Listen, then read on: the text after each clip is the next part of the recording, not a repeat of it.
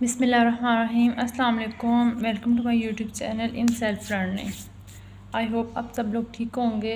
तो आज हम लोग पढ़ रहे हैं chapter number 7 second year chemistry का एक इम्पॉर्टेंट टॉपिक फंक्शनल ग्रुप से रिलेटेड। फंक्शनल ग्रुप को ही हम लोग पढ़ रहे हैं। हम लोग डिस्कस करेंगे कि फंक्शनल ग्रुप क्या होते हैं और इनकी ऑर्गेनिक केमिस्ट्री में इंपॉर्टेंस क्या है, ये क्यों ज़रूरी थी, इनके रीज़न क्या है ऑर्गेनिक केमिस्ट्री में होने की।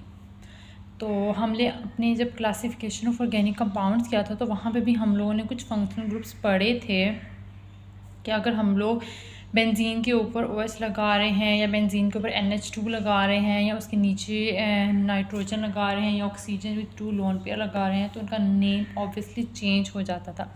इसी तरह से अब हम जब इनके अलावा मज़ीद फंक्शनल ग्रुप को एक्सप्लेन करके पढ़ेंगे तो जैसे ही हम लोग किसी भी कंपाउंड के साथ कोई फंक्शनल ग्रुप अगर लगा रहे हैं किसी भी ऑर्गेनिक कंपाउंड के साथ तो उसका नेम ऑब्वियसली चेंज हो जाएगा। अब इनकी ज़रूरत क्यों पेश है, जैसे कि मिलियंस की तादाद में हमारे पास ऑर्गेनिक कंपाउंड्स हैं तो हम लोगों ने उनको क्लासीफाई किया था इंटू 2 क्लासेस में कि जिनकी प्रॉपर्टीज़ सिमिलर हैं उनको हम लोग एक क्लास में कर रहे हैं और इसी तरह जिनकी प्रॉपर्टीज़ डिफरेंट है दूसरों उन सिमिलर से तो हम लोग उनको एक सेपरेट क्लास में करें ताकि हमें स्टडी करना इजी हो जाए। इसी तरह से फंक्शनल ग्रुप की भी कुछ क्लासेस हैं। इनमें सबसे पहले हमारे पास आते हैं अल्केन, फिर अल्कीन और फिर अल्कान, उसके बाद फिर carboxyl, carbonyl group, ester, ether and what जो भी आगे तक सोन आते हैं। सबसे पहले हम लोग अगर इसकी डेफिनेशन देखें कि हमारे पास फंक्शनल ग्रुप की डेफिनेशन क्या आती है तो उसमें वो कहता है कि अगर हमारे पास कोई भी एटम है या ग्रुप ऑफ एटम्स हैं किसी मॉलिक्यूल में जो कि उस मॉलिक्यूल के जो कंपाउंड्स हैं उनको एक स्पेसिफिक प्रॉपर्टीज़ दे रहे हैं, means give specific properties to a compound, उसको हम लोग फंक्शनल ग्रुप कहते हैं। मीन्स कि अगर हमारे पास कोई एक एटम है उस वो या ग्रुप ऑफ एटम्स हैं किसी मॉलिक्यूल में तो वो किसी भी कंपाउंड मॉलिक्यूल का कंपाउंड बनता है, मॉलिक्यूल कंपाउंड को स्पेसिफिक प्रॉपर्टीज़ अगर देंगे तो उसको हम लोग फंक्शनल ग्रुप कहेंगे। और अगर हम लोग इसकी यहाँ पे डेफिनेशन लिखें तो वो कैसे बनेगी, an atom or a group of atoms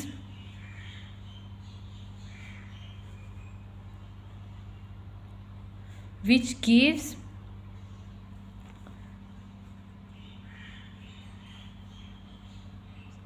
atom और group of atoms in a molecule भी यहाँ पे आप लोग लगाएंगे, मॉलिक्यूल के अंदर ही, molecule which gives specific properties characteristics लगा सकते हैं, प्रॉपर्टीज़ लगा सकते हैं हम लोग को जो भी, which gives specific properties to a compound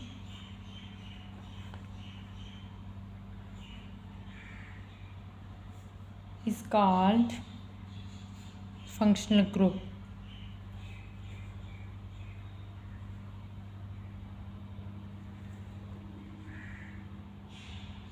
अब ये हमारे पास एक डेफिनेशन आ गई, एक शॉर्ट सी एक सिंपल सी डेफिनेशन आ गई हमारे पास फंक्शनल ग्रुप की कि फंक्शनल ग्रुप क्या होते हैं।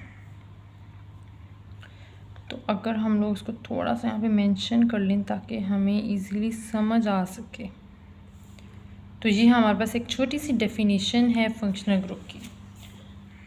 तो इसके बाद हम लोग देखेंगे, तो इसके बाद हम लोग अभी हमारे पास डेफिनेशन आ गई, इसके बाद हम लोग अब देखेंगे डिटेल से कि फंक्शनल ग्रुप कौन कौन से हैं, उनकी क्लास कौन सी है, उनके फार्मूलाज, उनके नेम और फिर कुछ के साथ हम लोग एग्जांपल्स भी देखेंगे ताकि आप लोगों को डिटेल से समझ आ जाए। सबसे पहले जो हमारा सिंपलेस्ट होता है, एक सब स्टार्टअप हम लोग करते हैं अल्केन से। अल्केन क्या होता है कि जिसमें हम लोग 2 carbon with single bond between them लें तो उसको हम लोग अल्केन कहेंगे। मीन्स कि अल्केन CH4 को हम लोग कहते हैं।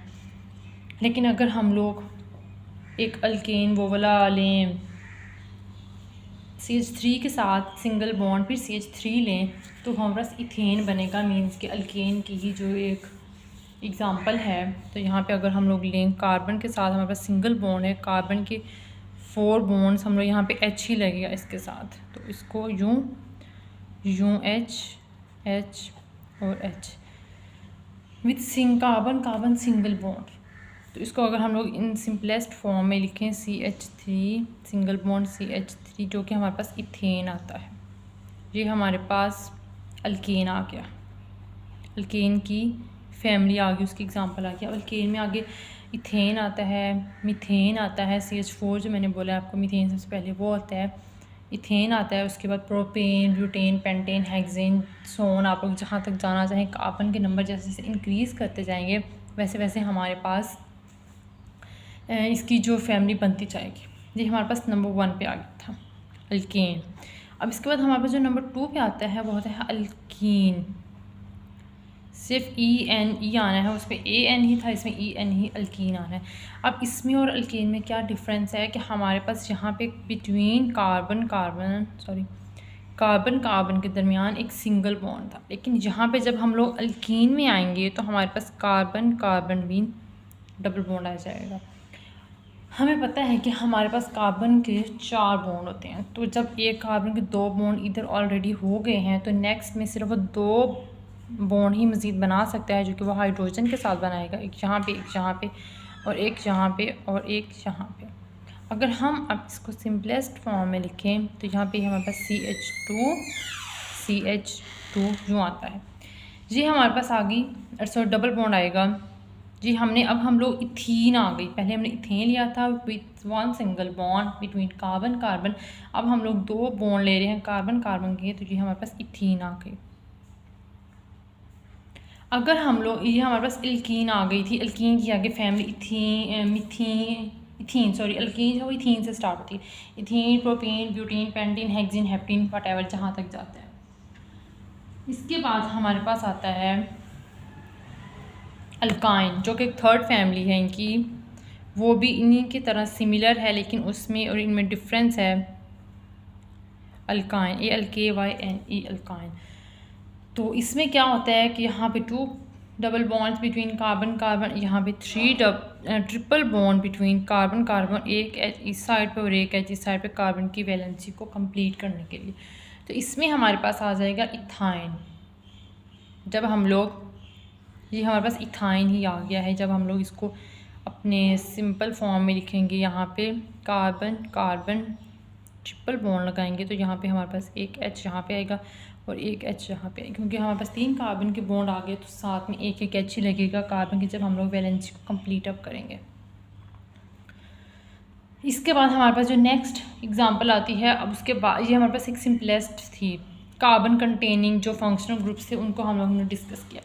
अब हमारे पास अगर आ जाए वो जो हमारे पास हेलो ग्रुप जो होते हैं, fluorine, chlorine, bromine, iodine, hydroxyl group जिनको हम लोग कहते हैं, वो जब आ जाते हैं तो उनके साथ हम लोग कार्बन को कैसे ट्रीट करते हैं, तो वो अब हम लोग नेक्स्ट देखते हैं।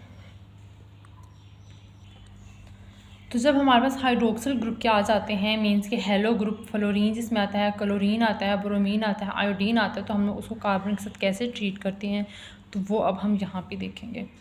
इनको रिप्रेजेंट करने के लिए हम लोग x को लिखते हैं, x इज़ इक्वल टू हमारे पास अब क्या आएगा, let's see, x is equals to fluorine, chlorine, bromine and iodine, x is equals to यूँ होता है।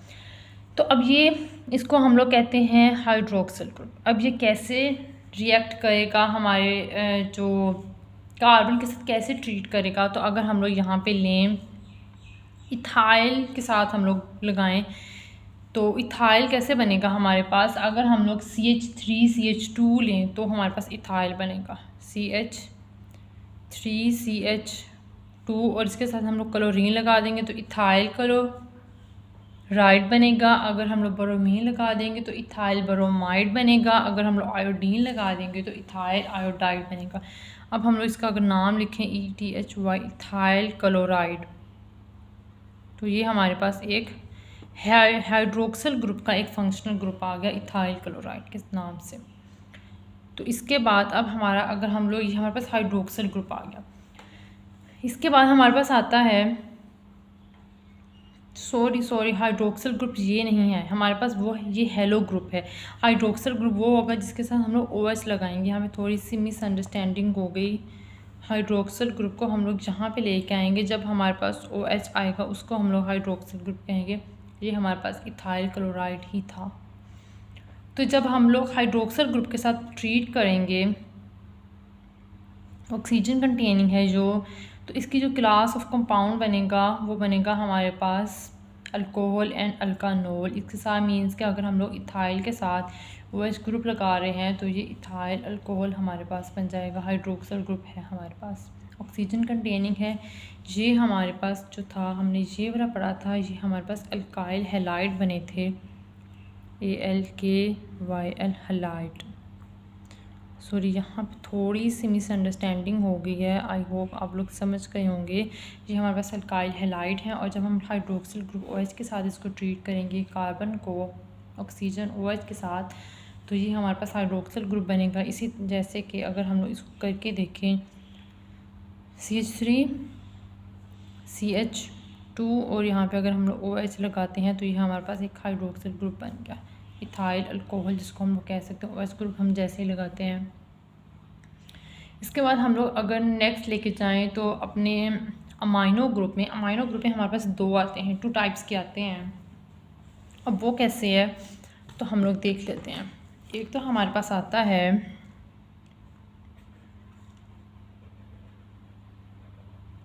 A वाला अमाइनो, और एक हमारे पास आता है I वाला।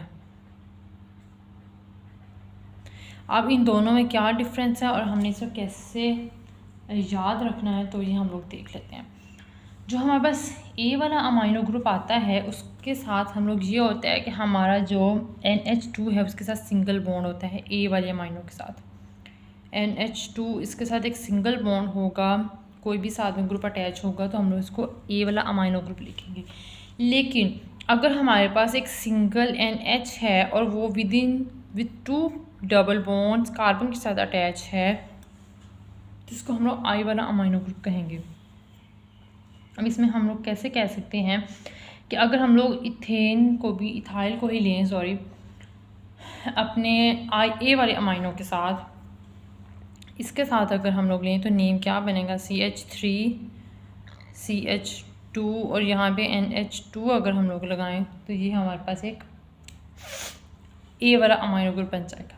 लेकिन अगर हम लोग अपने I वाले अमाइनो ग्रुप को लें, इसको साथ में लें, तो हमारे पास क्या बनेगा, अगर हम लोग CH2 के साथ ये ट्रीट करें, मतलब कार्बन है, साथ में 2 हाइड्रोजन लगाए हैं, डबल बॉन्ड लगाएंगे तो हम लोग सिंपल NH ही लगाएंगे, तो ये हमारा I वाला अमाइनो ग्रुप के साथ ट्रीट हो जाएगा विद 2 डबल बॉन्ड, मीन्स कि ये अल्कीन की फैमिली में जा रहा है।